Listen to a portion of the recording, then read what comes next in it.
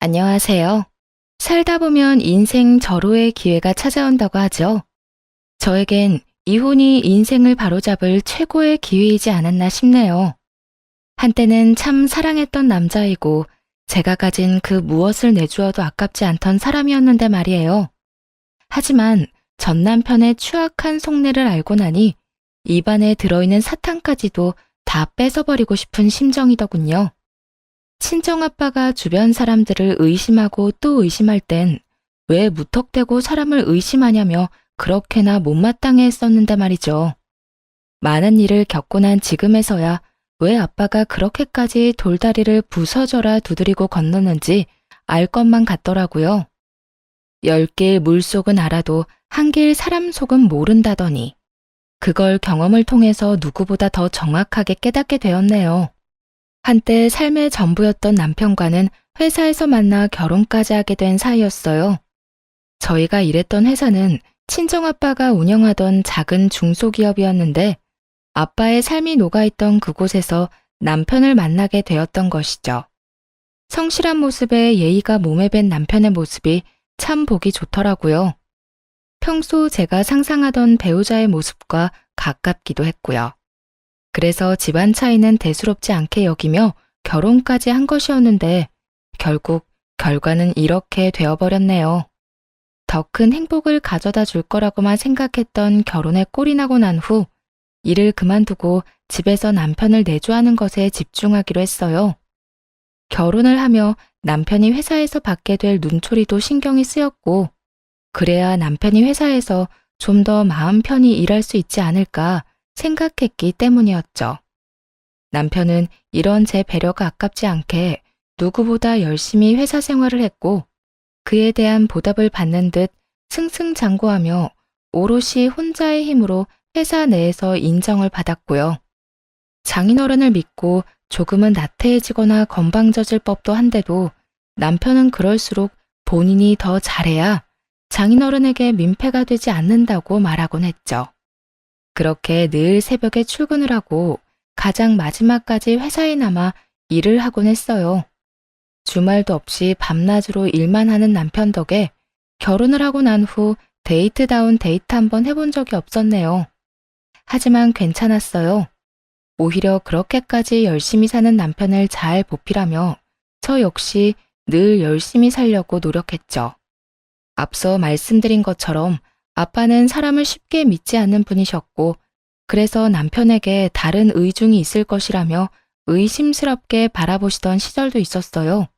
하지만 3년 동안 한결같이 성실한 남편의 모습에 마음을 여시는가 싶더니 어느 순간부턴 중요한 결정을 내리기 전엔 남편을 불러 상의하곤 하더라고요.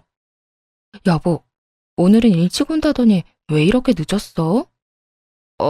그게 장인어른께서 이번 투자처 때문에 급하게 상의 좀 하자고 하셔서 장인어른이랑 서류 좀 살펴보느라 늦어졌어. 많이 기다렸어? 아니, 그냥 연락도 없이 늦길래 걱정했지. 그나저나 우리 아빠가 이제 당신한테 많이 의지하긴 하는가 봐. 이런 결정 내릴 때마다 당신 많이 찾네? 우리 여보가 일을 잘하긴 잘하나 보지? 멋있어. 이러다가 곧 아빠가 더 중요한 자리로 승진시켜주는 거 아니야? 에이, 그런 말 하지도 마. 난 지금 자리도 벅차니까 말이야. 장인어른께도 그런 말은 하지도 마. 난 정말 장인어른께 패되기 싫어서 열심히 하는 건데 괜히 그런 말 때문에 장인어른이 괜한 오해하시는 거 싫어. 알겠지? 걱정도 팔자다. 내가 왜 그런 말을 하겠어? 당신 곤란해지게. 그냥 나는 당신이 이만큼 열심히 하고 잘하니까 그렇지. 여보, 정말 멋있어. 진짜 대단하다고 생각해. 당신도 대단하고 멋있어. 나야 나가서 일만 하면 되지만 당신은 안팎으로 내조한다고 얼마나 힘들어. 그런 면에선 나보다 당신이 더 대단하고 멋있어. 만족감이 가득한 평화로운 시간을 보내던 어느 날, 시댁에 신경이 쓰이는 사람이 생겼어요. 그건 바로 남편의 사촌 동생이었는데 외국에 살고 있어 지금까지는 한 번도 본 적이 없었죠.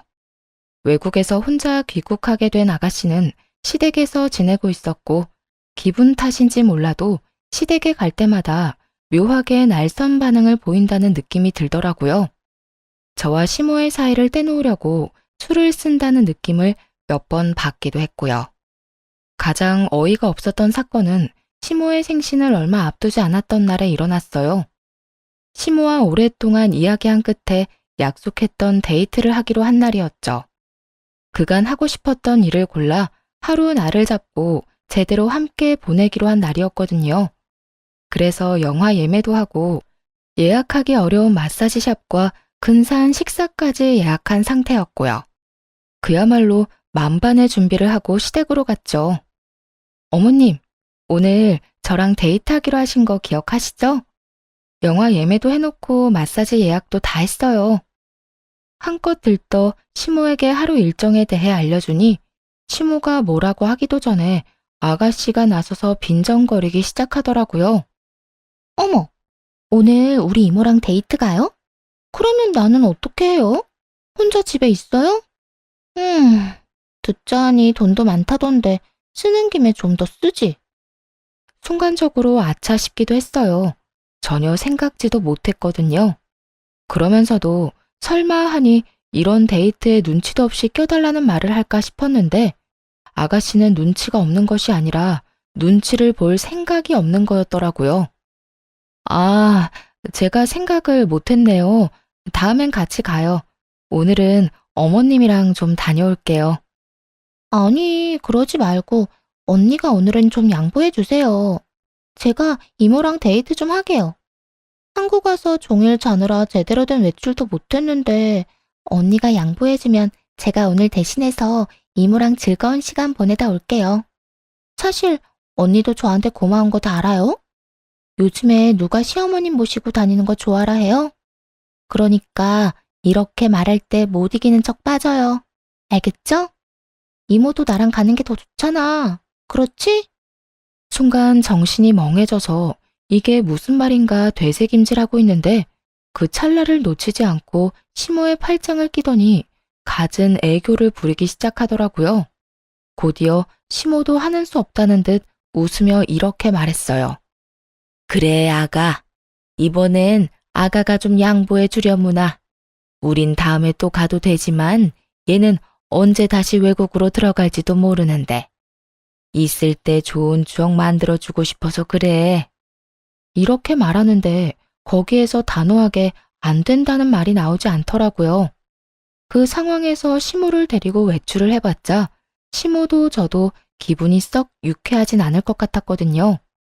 기껏 돈 들이고 시간 들여 예매까지 했더니 중간에서 획 낚아채 가는 꼴을 보는데 참 기가 막히더라고요. 직계가족도 아니고 먼 친척 동생이라고 하니 그러거나 말거나 무시하면 그만이겠지만요. 그래도 남편이 친정에 잘하는 만큼 저 역시 시댁에 잘하고 싶다는 마음이 컸던 터라 그냥 넘길 수만은 없었어요. 시모와 잘 지내기 위해서 일부러 시간을 내어 시댁에 가는 것인데 그때마다 아가씨라는 장벽이 가로막고 있다는 느낌이 드니 기분이 나쁜 것도 사실이었고요. 하지만 처음에는 참았죠. 그렇게 여러 번 참다 결국 남편에게 이런 고민을 털어놓게 되었어요. 여보, 있잖아. 어머님 댁에 당신 사촌 동생. 어? 걔가 왜? 아가씨가 아무래도 날 별로 안 좋아하는 것 같아. 내가 어머님 댁 갈 때마다 조금씩 트집을 잡기도 하고 어머님이랑 기껏 약속 잡아놓으면 꼭 아가씨가 급한 일이 있다며 어머님을 모시고 가버리더라고. 아니면 우리 약속에 같이 와서는 나만 겉돌게 만들거나 그래. 처음엔 내가 너무 예민한 건가 싶었는데 매번 같은 일이 반복되니까 나도 슬슬 기분이 나빠지려고 해서 말이야. 그렇다고 내가 직접 뭐라고 하기엔 증거도 없고 치사해 보이기도 하고. 그런데 또 그냥 참기엔 이건 너무 아닌 것 같아서. 어떻게 생각해? 이야기를 들은 남편은 더 화를 내며 자신이 해결하겠다고 큰 소리를 치더군요. 참기는 왜 참아 당신이.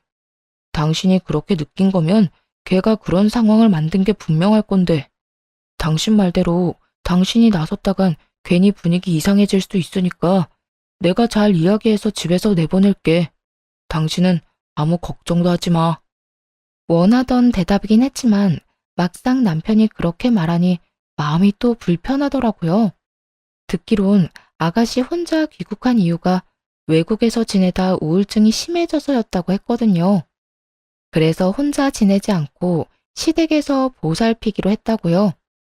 그런 아가씨를 저 때문에 내보냈다가 혹시나 엄한 일이라도 일어난다면 큰일이었으니까요. 아니, 아니야. 아무리 그래도 집에서 내보내는 건 아닌 것 같아. 그렇지 않아도 우울증 심해서 하던 일도 공부도 그만두고 왔는데 혹시나 혼자 지내다가 무슨 일이라도 생기면 어떡해 해. 하긴 그렇긴 하네. 그것까진 생각 못했네. 그러면 일단 내가 잘 이야기해볼게. 당신 곤란하지 않게 말이야. 남편이 알아서 해보겠다고 한 후 이야기가 잘 된 것인지 더는 저에게 나를 세워 대하지는 않더라고요. 여전히 시모와의 사이에 껴있다는 느낌이 들긴 했지만 전처럼 심한 것은 아니었어요. 그래서 이 정도야 제가 더 잘하면 된다는 생각으로 시모에게 일부러 살갑게 굴곤 했죠. 하지만 이 일이 잘 해결되고 난 후 큰일이 생겼어요. 그건 바로 친정아빠가 갑작스럽게 입원을 하게 된 것이었죠. 나이가 있으시니 가끔 몸이 좋지 않으면 입원을 해 쉬시곤 했는데 이번엔 어디가 많이 안 좋으신 건지 여러 검사들을 받으며 입원 기간이 길어지더라고요. 엄마, 아빠 어디 많이 편찮으셔? 입원한 지가 언젠데 퇴원은 고사하고 왜 아무 말도 안 해주는 거야? 나 진짜 답답해, 겁도 나고.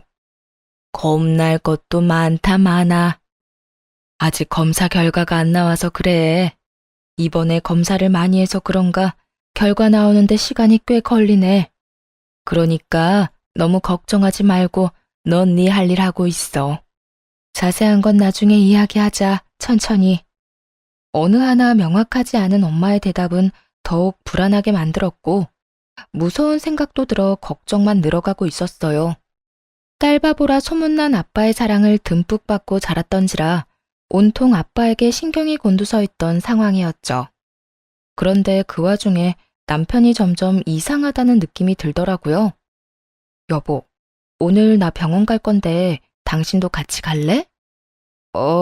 난 오늘 일 때문에 중요한 약속 있는데. 왜 그 있잖아. 중요한 거래처 사장님이랑 요즘 조율하고 있다고 했던 거.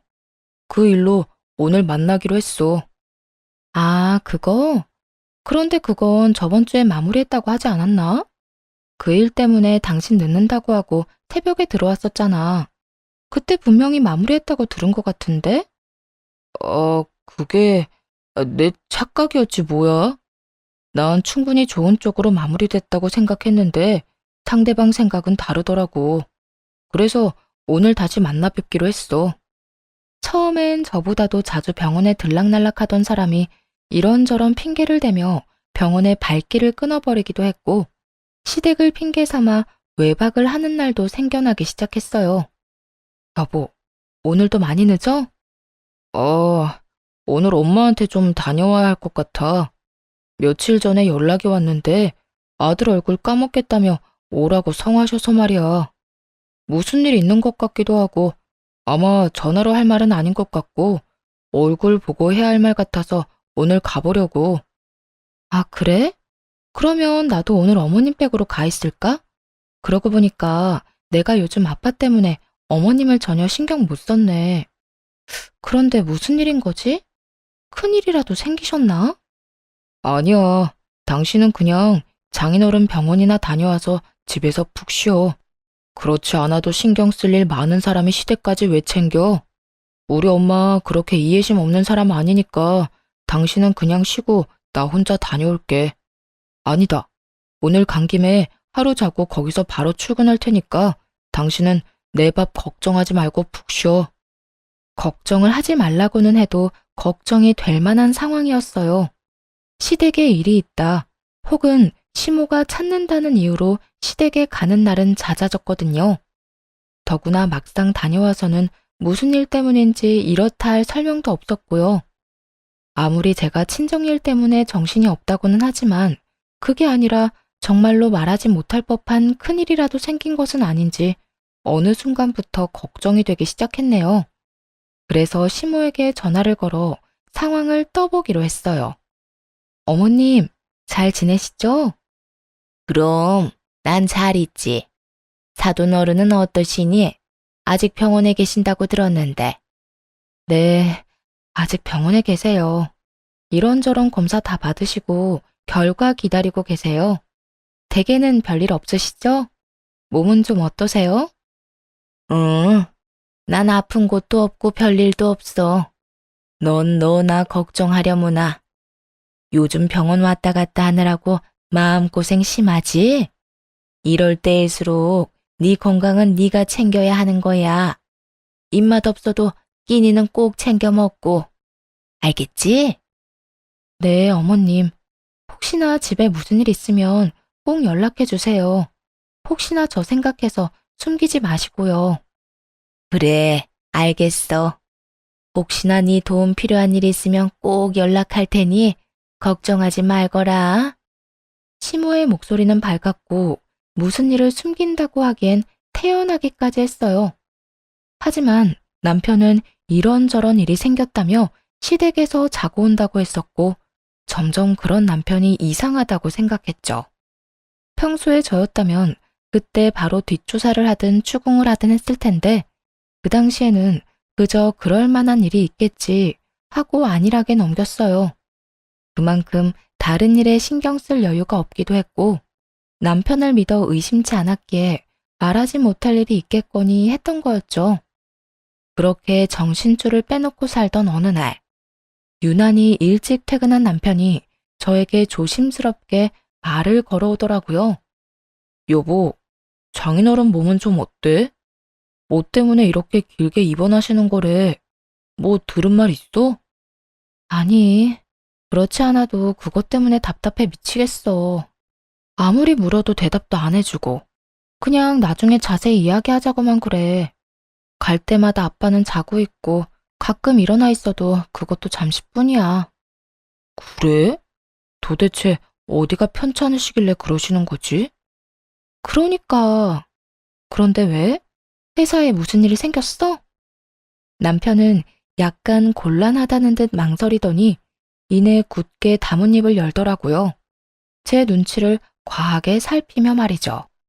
그냥 내가 많이 고민해봤는데 장인어른 회사 일은 신경 쓰지 마시고 이제 건강만 신경 쓰시면서 좀 쉬시는 건 어떤가 해서. 회사는 내가 더 신경 쓰면 되니까 말이야. 어? 갑자기 그게 무슨 말이야? 말 그대로야. 장인어른 이제 좀 쉬셨으면 해서.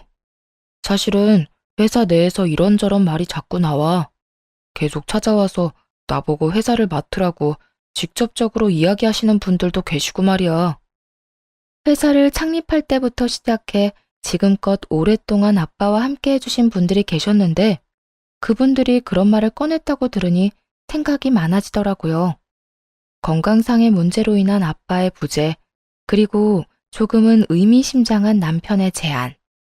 좀 더 남편의 마음을 자세히 알기 위해 이것저것 남편에게 묻기 시작했죠.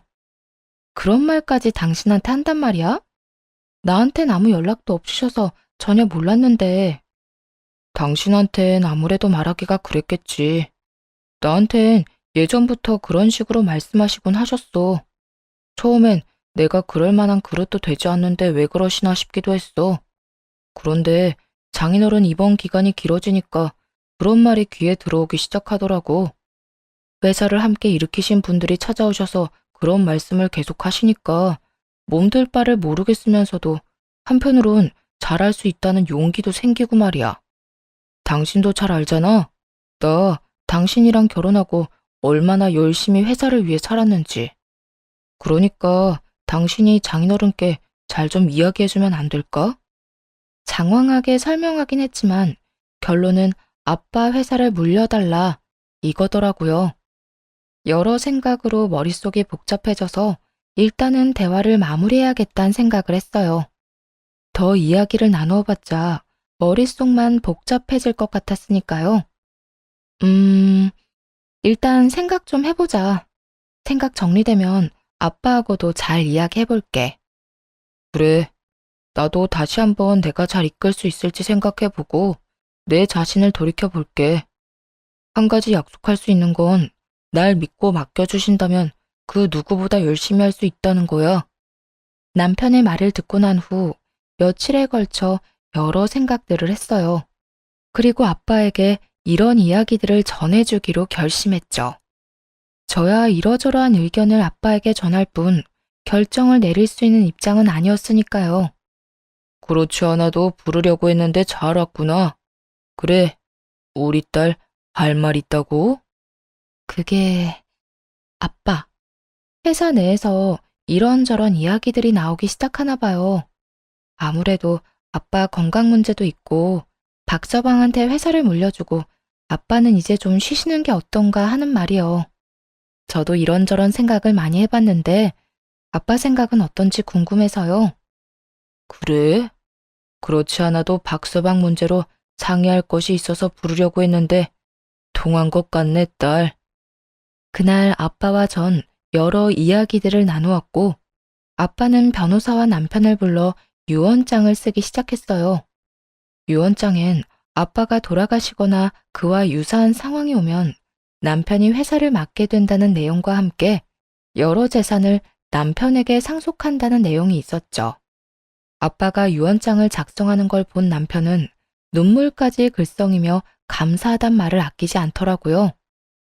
장인어른, 정말 감사합니다. 믿고 맡겨주신 만큼 열심히 실망하지 않으시도록 제가 열심히 배우고 잘 이끌겠습니다. 후후, 박서방, 잘 부탁하네. 아직은 내가 사장 자리를 지키고 있긴 하지만 내가 없으면 자네가 다 맡아 해야 할 자네 회사네. 그러니 부디 잘 이끌어주게. 그리고 내 딸도 마찬가지네. 우리 귀한 딸 눈에서 눈물 나지 않도록 박서방이 많이 아껴주고 사랑해주게. 걱정하지 마십시오, 장인어른. 회사는 물론이고 제 와이프 눈에서 눈물 나는 일 절대로 없도록 하겠습니다. 아시지 않습니까?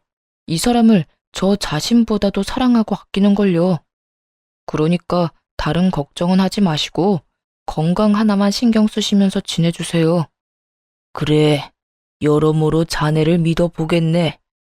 훗날 무슨 일이 일어나는지를 모른다면 참 아름다운 장면이었죠. 눈물을 글썽이며 아빠의 손을 잡은 남편과 그런 남편의 손을 두 손으로 감싸주고선 바라보는 아빠. 정말 드라마에서 보던 장면 아닌가요? 하지만 이런 드라마 같은 상황은 찰나와도 같았어요. 유언장을 쓰고 얼마 지나지 않아 엄마에게서 연락이 왔으니까요. 그 연락을 받은 건 다름 아닌 남편이었어요. 네, 장모님. 이렇게 일찍 무슨 일 있으세요? 박서방, 아무래도 마음의 준비를 하는 것이 좋을 것 같아서 전화했어. 그게 무슨 말씀이세요? 말 그대로야. 바깥 양반 얼마 못 버틸 것 같아. 갑자기 상태가 급격하게 나빠지기 시작하더니 지금은 의식이 없어. 병원에서 마음의 준비를 하는 게 좋다고 하더라고. 어떻게 이렇게나 갑자기... 장모님은 좀 괜찮으세요? 나보다 우리 딸이 걱정이네. 자네가 말 좀 잘해줘. 잘 위로해주고 말이야. 딸 목소리 들으면 말이 안 나올 것 같아 자네한테 연락했네. 네, 장모님. 걱정하지 마세요. 제가 잘 이야기하고 챙길게요. 마음 잘 추스르고 계세요. 제가 시간 내서 병원으로 갈게요. 그 연락을 시작으로 저의 일상을 비롯해 모든 것이 다르게 흘러가기 시작했어요. 남편은 점점 변해가더라고요. 하루가 멀다고 제 집처럼 오가던 병원은 발길을 끊어버렸고 상냥한 말투는 온데간데 없이 사라졌네요. 여보, 요즘 당신 좀 변한 것 같아. 무슨 일 있어? 좀 예민하다고 느껴지기도 하고 무심하다고 느껴질 때도 있어서 서운할 때도 있다고. 요즘 많이 힘들어? 서운? 당신이 애야? 별것도 아닌 일에 삐지고 서운하게? 그리고 나 요즘 바쁜 거 뻔히 알면서 그런 일로 서운하다는 말을 하고 싶어? 철이 없는 거야, 생각이 없는 거야? 그렇지 않아도 바빠서 몸도 마음도 힘든데 제발 집에서라도 마음 편히 좀 있자, 어? 당신이 이러니까 무슨 일 있냐고 묻는 거야. 요즘 내가 무슨 말만 하면 이런 반응이니까. 걱정돼서 건네는 말에 돌아오는 건 매번 날선 대답이니까. 입장 바꿔서 당신 같으면 이런 생각이 들지 않겠어? 어, 당신이 그렇게 느낀다면 내가 요즘 예민한 게 맞겠지. 그런데 내가 그렇게나 예민하게 굴면 좀 내버려 두면 안 되는 거야? 꼭 그렇게 일일이 쫓아다니면서 말 걸고 귀찮게 해야 해. 그냥 그런가 보다. 좀 피곤한가 보다. 하고 내버려 두면 되잖아. 이렇게 까칠해지는 것은 기본이었죠. 이게 다가 아니었어요. 어느 순간부터 점점 귀가가 늦어진다 싶더니 하루는 회사 근처에 지낼 곳을 얻었다고 하더군요. 나 회사 근처에 집 얻었어. 뭐? 왜? 바쁠 땐 새벽까지 일해야 하는데 매번 집에 왔다 갔다 하기 힘들어서. 어차피 집에 와도 씻고 옷만 갈아입고 바로 다시 나가야 하는데 그 시간 아껴서 잠이라도 좀 자면 좋잖아. 그래서 늦어지면 여기 말고 아예 그 집으로 왔다 갔다 하려고. 그러니까 내가 늦으면 기다리지 말고 먼저 자. 두 집 살림한다는 말을 참 당당하게도 하더군요. 화도 나지 않았어요. 이렇게 나올 걸 어느 정도 알고 있었으니까요. 무슨 이야기냐고요? 사실 남편이 친정아빠를 들먹이며 회사를 탐내고 있다는 느낌을 받은 순간부터 남편을 의심하기 시작했거든요. 그때 바로 남편의 뒷조사를 시작했고 그 결과는 상상도 한 적도 없던 것이었죠. 우선 남편은 회사 사람들의 권유를 받은 것도 아니었어요. 오히려 회사 내 오래된 분들을 직접 찾아뵙고 다니며 자신의 편으로 만들기 위해 온갖 애를 쓰고 있었더라고요. 때로는 큰 금액의 돈을 빼돌려 그분들을 회유하는 것에 쓰기도 했고요. 그것뿐만이 아니었죠. 더 어이가 없었던 건 시댁에 잠시 살기로 했다던 신경 쓰이는 그 여자였어요. 그러니까 아가씨로만 알고 있던 사람 말이에요.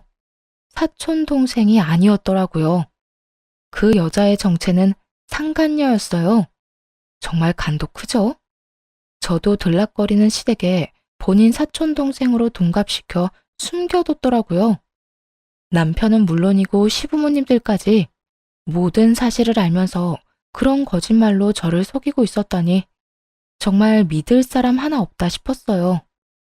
모든 사실을 알고 나니 남편이 시댁 핑계를 대고 가끔 외박을 하던 것이 떠오르며 온몸에 소름이 끼치더라고요. 이게 끝이 아니었어요.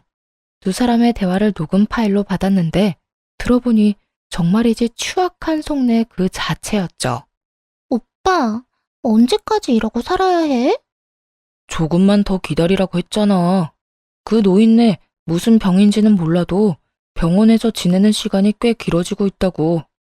이제 고지가 눈앞인데 급하게 굴다가 다 망칠 작정이야? 그런 건 아닌데, 그러면 나 집이라도 얻어줘. 오빠 부모님은 좀 불편해도 잘해주시니까 그럭저럭 참을만 한데, 그 여자 올 때마다 미치겠다고. 올 때마다 어떻게 해서든 어머님께 잘 보이려고 알랑방귀 끼어대는데 아주 꼴 보기 싫어 죽겠어. 그러거나 말거나 신경을 꺼. 아예 방에 들어가 버리거나 그러면 되지. 그걸 왜 다 지켜보고 있어? 내가 말했지. 자기가 계속 예민하게 굴면 그 여자가 이상하게 생각할 거라고.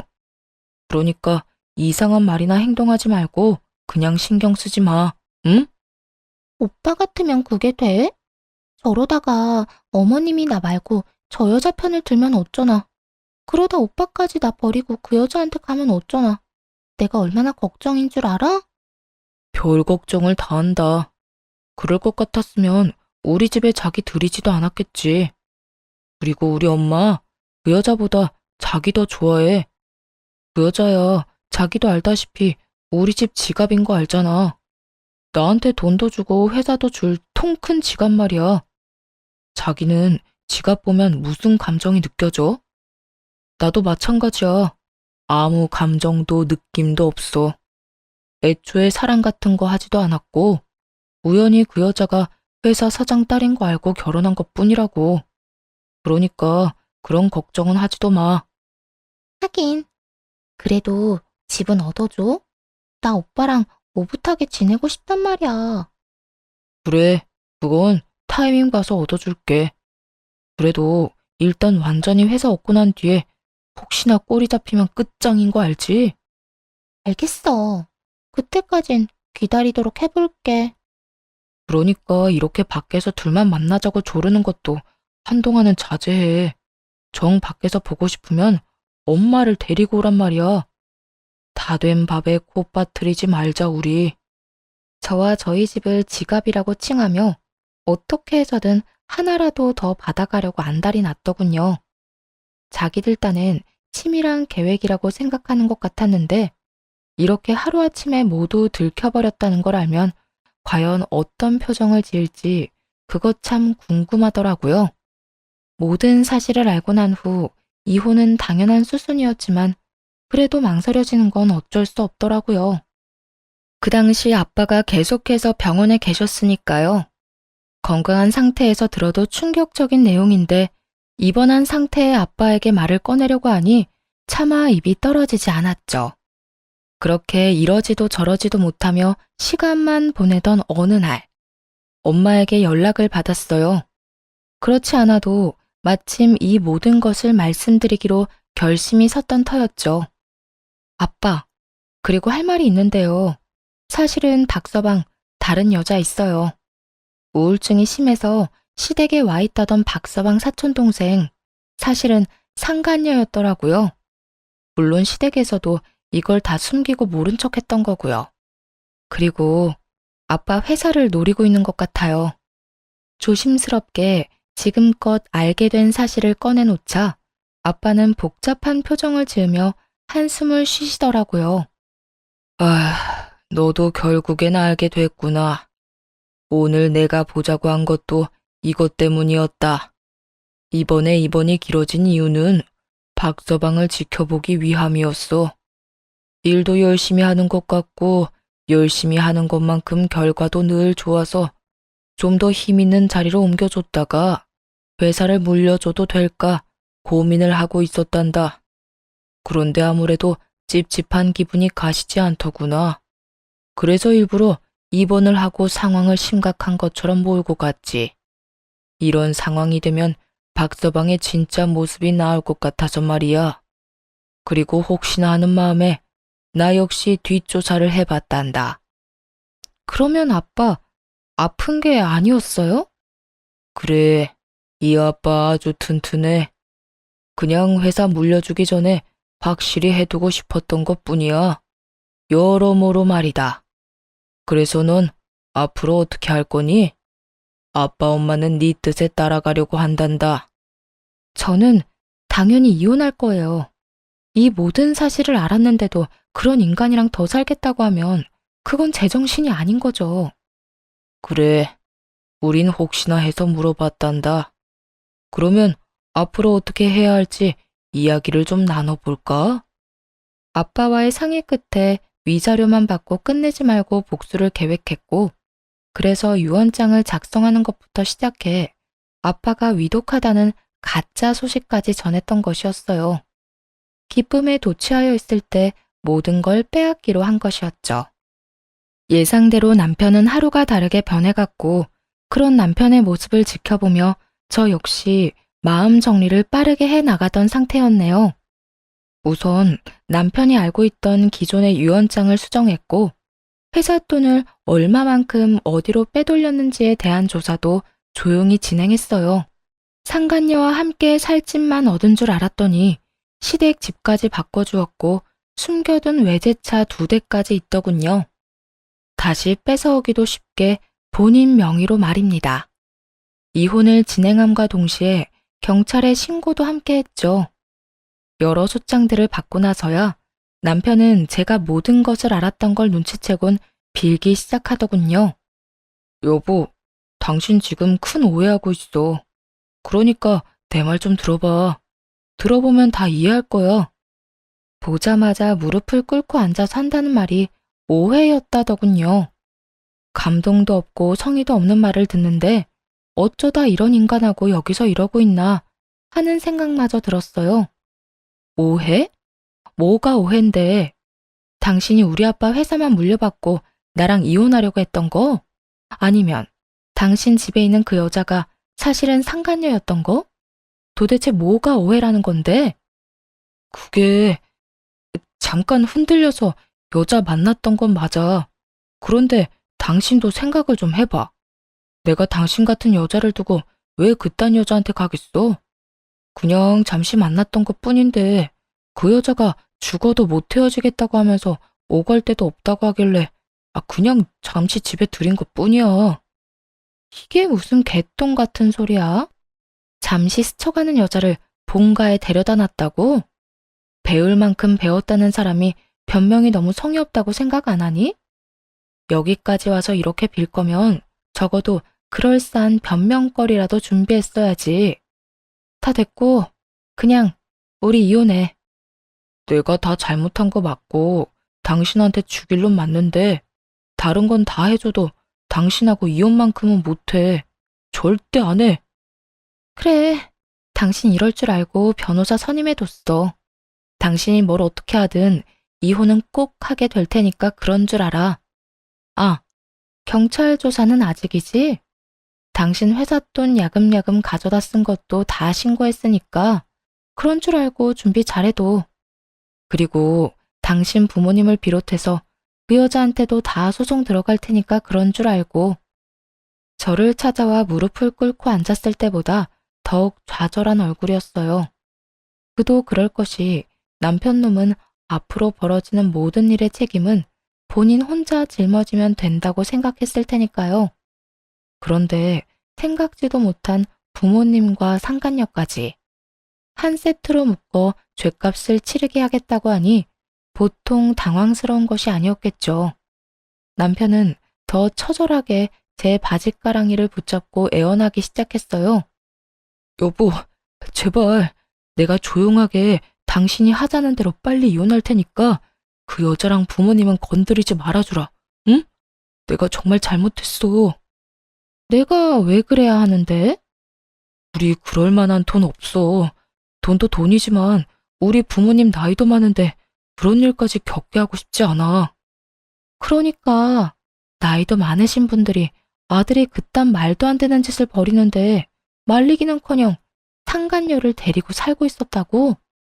당신 같으면 그냥 조용히 넘어갈 수 있었어? 당신 말대로 나이 지긋한 양반들이라 그냥 그렇게 넘어가는 거야. 아니었으면 나 진짜 가만 안 뒀어. 알고나 있어? 뻔뻔하게도 상간녀와 시부모를 감싸는 모습에 저는 고함을 꽥 질러버렸어요. 저에게 씻을 수도 없는 상처를 준 두 사람을 감싸는 인간 쓰레기의 모습에 더는 침착함을 유지할 수 없었으니까요. 함께 결혼 생활을 하며 이런 제 모습을 본 적이 없었던 남편놈은 꽤나 충격을 받은 표정이더라고요. 참 웃기지 않나요? 마음속으론 그깟 고함이 아니라 더 심한 상상을 오만 가지는 했는데 고작 그 고함 한 번에 그런 표정을 보였다는 게 말이에요. 여보, 정말 화 많이 났구나. 그걸 말이라고 하니? 넌 나뿐만 아니라 내 가족, 그리고 내 가족이 한평생을 갈고 닦은 터전까지 다 기만했어. 그런데 화가 많이 났냐고? 그런 당연한 걸 묻고 싶어? 내가 진짜 말도 다 하지 못할 만큼 잘못했어. 제발, 이렇게 빌 테니까 한 번만 용서해줘. 그래, 장인어른. 장인어른 몸도 편찮으시고 의식도 없으신데 우리 이혼 소식까지 전해드릴 순 없잖아. 비록 의식은 없으셔도 다 듣고 계실 텐데. 가짜 유언장을 보고 난 후에는 아빠가 의식이 없거나 말거나 병원에 가는 일도 없던 남편놈이 아빠를 들먹이며 이혼을 막고자 애쓰더라고요. 사실은 아빠가 의식이 없다는 것조차 거짓말이란 사실은 꿈에도 모르고 말입니다. 고양이 쥐 생각하는 것도 아니고 우리 아빠 걱정을 그렇게 하는 사람이 회사 돈을 그렇게나 빼돌리셨어? 그건 사업자 여러 가지 쓰다 보니까 그렇게 됐어. 맹세하건대 나를 위해 쓴 돈은 단 하나도 없다고. 네 부모님 집 사주고 그 여자랑 살 집에다가 외제차 2대는 널 위한 돈이 아닌가 보네. 아, 당신이랑 말 섞으면 섞을수록 기분만 더 나빠지니까 그만 좀 하자. 그리고 당신이 그렇게 걱정하는 척하는 우리 아빠, 의식 똑바르고 아픈 것도 없이 아주 건강하셔. 그러니까 그 더러운 입에 우리 아빠 올리지도 마. 그제야 모든 것이 아빠가 마련한 마지막 관문이었다는 것을 깨달은 듯 하더라고요. 자신의 말대로 다 된 밥에 코를 제대로 빠뜨렸다는 사실까지도요. 여러 생각과 함께 후회와 절망에 빠진 그 표정이 참으로 볼만하더군요. 그러면 설마 내가 어떻게 하는지 지켜보려고 그런 연극을 했던 거야? 그러니까 허튼 짓거리 하지 말고 하던 대로 회사 일이나 열심히 하지 그랬어. 그랬으면 당신 꿈처럼 우리 아빠 회사는 물론이고 화목한 가정까지 다 당신 몫이었을 텐데 말이야. 이게 뭐야? 결승선 다 와서 쫄딱 망해버렸네? 그것도 제대로 말이야. 여보, 정말 내가 너무 잘못했어. 나 정말 후회하고 있는데 한 번만 없던 일로 좀 해주면 안 될까? 나 회사 안 물려줘도 돼. 그냥 당신 곁에 다시 설 수 있게만 해줘. 어? 나 당신 없이 못 사는 거 알잖아. 그건 그렇겠다. 지갑 없이 살 수는 없겠지. 돈이 있어야 살 수 있을 테니까 말이야. 지갑? 갑자기 웬 지갑 타령은 설마 그것도 다 들은 거야? 응. 내가 말이야. 당신이 생각하는 것보다 더 많이 그리고 더 깊게 알고 있어. 그러니까 더는 사람 피곤하게 하지 말고 가서 이혼이나 준비해. 그제야 남편은 더는 가망 따윈 없다 싶었는지 긴 말하지 않고 밖으로 나가더라고요. 그 후 소송은 진행되었고 유능한 변호사님들의 도움을 받아 남편을 비롯해 작당모이한 모든 사람들의 서랍 속 실가락지 하나까지 남기지 않고 싹 다 받아냈습니다. 당연히 전 남편은 회사에서 쫓겨났고 구속까지 앞두고 있었죠. 워낙 증거들이 차고 넘쳐 그 누가 와도 막을 수 없는 수순이었거든요. 그렇게 이제 모든 것이 끝났다고 생각하고 있었는데 마지막까지 그 지긋지긋하고 양심도 없는 인간들이 저를 찾아오더라고요. 바로 전 시모와 상간녀 말입니다. 뻔하게도 전 남편을 용서해달라는 것이었는데 그 이유가 참 어이가 없더라고요. 저기, 아가, 내가 이렇게 용서를 비마. 나라도 정신을 차리고 우리 아들을 말렸어야 했는데 그땐 그 애가 괜찮다고 다 알아서 한다고 하니 눈을 감게 되더구나. 이런 소리나 하려고 여기까지 찾아온 건 아닐 텐데요. 얼른 할 말하고 가주세요. 얼굴 보고 있는 것만 해도 피곤해서요. 그래. 오늘 우리가 이렇게 온 이유는 말이다. 네 남편, 아니, 내 아들 좀 용서해주면 안 되겠니? 그간의 정을 생각해서 말이야. 이런 일이 있기 전까지 나는 물론이고 우리 아들과도 사이가 좋았었잖니. 싸우는 일은커녕 큰소리 한 번 난 적이 없었던 그 시절을 생각해서라도 제발 구속만은 어떻게 피하게 해주면 안 되겠니? 그건 이미 제 손을 떠났고요. 설사 방법이 있다고 한들 그럴 생각 전혀 없어요. 이런 말이라면 이만 돌아가 주세요. 바빠서요. 두 사람을 쫓아내려 하자 전 시모와 상가녀는 급하게 무릎을 꿇고 눈물로 호소하기 시작했어요. 아가, 그러지 말고 한 번만 용서해다오. 너도 알다시피 네가 다 뺏어가고 우리가 가진 거라곤 빚뿐이란다. 거기에다가 얘가 지금 임신했어. 배는 하루가 다르게 불러올 텐데 애 아빠도 없이 어떻게 출산하고 애를 키워? 그래요, 언니. 제가 정말 잘못했어요. 속인 것도 잘못했고, 속이던 시절에 언니 못 살게 굴었던 것도 잘못했어요. 제가 다 잘못한 건 맞는데, 뱃속의 아기는 잘못이 없잖아요. 그러니까 제발 우리 아기한테서 아빠를 빼앗아가지 말아주세요. 전 시모와 상간녀는 마치 제가 아빠를 빼앗아간 모진 인간으로 몰아가는 것도 모자라 통하지도 않을 동정심까지 호소하기 시작하더군요. 임신을 들먹이며 호소하면 제가 눈이라도 깜빡할 거라 생각했던 모양이었죠. 멍청하기가 이루 말할 수가 없었죠. 야, 네가 눈물 질질 흘리면서 임신했으니 봐달라고 하면 내가 마음이라도 흔들릴 줄 알았나 본데 사람 잘못 봐도 한참을 잘못 봤어. 난 절대 그 인간 용서할 생각도 없고 네가 눈물로 동정심을 호소해도 전혀 흔들림 따윈 없어. 그러니까 내 앞에서 이딴 짓거리 할 생각도 하지 마. 난 그렇게 자비로운 사람 아니니까 말이야. 사람이 어떻게 그렇게까지 매정할 수 있어요? 우리 오빠 이대로 구속되고 그 충격으로 뱃속의 아기가 잘못되기라도 한다면 그 죄를 어떻게 다 갚으려고 이렇게까지 하냐고요. 죄? 너 지금 나한테 죄라고 했니? 어디서 남의 남편 꼬셔서 불륜이나 저지른 주제에 감히 죄라는 단어를 입에 올려? 그리고 네 뱃속의 애, 그 애랑 내가 무슨 상관인데? 혹여나 그 애가 잘못된다고 한들 그건 내 탓이 아니라 너희들 탓이야. 그러니까 이상한 피해자 흉내내지 말고 당장 꺼져. 지금 봤으면 알다시피 내가 노인 임산부 배려할 만큼 좋은 사람이 아니라서 말이야. 이 인연이 진짜? 누군 네가 예뻐서 이러고 있는 줄 아나 본데 나도 너 싫고 짜증나거든? 그 어떤 방법으로도 마음을 돌릴 수 없다는 걸 깨달은 상간녀는 욕짓거리하며 손을 치켜 세우더군요. 전 바로 그런 상간녀의 손을 붙잡아 그대로 집 밖으로 쫓아내버렸어요. 그 모습을 본 시모 역시 저에게 화를 내며 언성을 높이기 시작하더라고요. 너 지금 홀몸도 아닌 애한테 뭐 하는 짓이야? 그러니까요. 홀몸도 아니면서 왜 여기까지 찾아와서 이딴 꼴을 당한대요?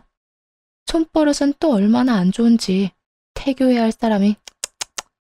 어쨌든 난 할 말 다 했으니까 2번 다신 찾아오지도 마세요. 그렇게 전 시모 역시 내쫓아 버렸어요. 내쫓기는 순간까지 어떻게 해서든 해를 가해보려 노력하는 듯 했지만 보기 좋게 질질 끌려 나가고 말았죠. 그 후 전 남편은 구속이 되었고 누구 하나 돈 버는 재주가 없었던 전 시부모와 상간녀는 빚쟁이가 되어 길거리에 나앉았다고 하더라고요. 그런 상황은 단 한 번도 상상조차 해본 적 없었는지 상간녀는 그 길로 늙은 노부부를 버리고 도망가 버려 연락조차 되지 않는 상태라고 했어요. 그 뒤로 전 행복하기 위해 부단히 애쓰며 살아가고 있어요. 아빠는 회사에서 물러나셨고 회사는 제가 아닌 회사에 오래 계셨던 분이 맡아주시고 있고요. 그리고 지금은 다시 입사해 이런저런 일을 배우고 있는 중이에요. 친정에서 지내며 부모님의 집을 지키면서 말이에요. 두 분은 요즘 여행을 다니시며 행복한 시간을 보내시는 중이라 집이 비는 날이 더 많아 혼자 사는 거나 마찬가지네요. 이혼을 하고 난 후 가장 많이 바뀐 것은 시간을 오로지 저를 위해 쓴다는 것인데요. 결혼 생활을 할 땐 모든 시간이 전 남편만을 위해 쓰였는데 이혼을 하고 나니 그것이 그렇게 후회가 되더라고요. 그래서 요즘은 모든 시간을 오로지 저만을 위해 쓰고 있어요. 평일엔 회사 일을 잘 습득하기 위해 부단히 노력하고 주말엔 충전을 위해 그저 쉬기도 하고 여러 곳을 다니며 구경을 하기도 해요. 가끔은 운동을 하며 에너지를 쏟아내기도 하고요. 이혼을 하고 친정으로 갔던 날 소송 내내 무덤덤하게 저를 도우시던 부모님이 우시더라고요. 우리 딸 고생 많이 했어. 그동안 많이 힘들었지? 이 사람이 애 앞에서 울지 말라니까. 당사자도 저렇게 씩씩하게 잘 이겨내고 있는데 당신이 이렇게 울면 어쩌자는 거야? 딸, 고생했어. 많이 힘들었지? 이제 다 끝났다. 그러니까 한동안은 우리 좀 쉬자. 푹 좀 쉬고 다시 잘 시작해보자. 네, 엄마, 아빠. 저 잘 이겨낼 수 있어요. 그러니까 두 분도 너무 마음 아파하지 마세요. 저는 정말, 정말 괜찮아요. 한번 무너졌던 우리 가족은 지금은 보란 듯이 잘 지내고 있어요. 아빠 말씀대로 저흰 긴 휴식기를 지나 평온을 찾았고요. 앞서 말씀드렸다시피 부모님은 부모님대로 저는 저대로 새로운 출발을 시작했으니까요. 그럼 저는 행복한 시간을 보내기 위해 물러가 볼게요. 제 긴 사연 함께 해주셔서 감사합니다. 애청자분들 모두 행복하세요.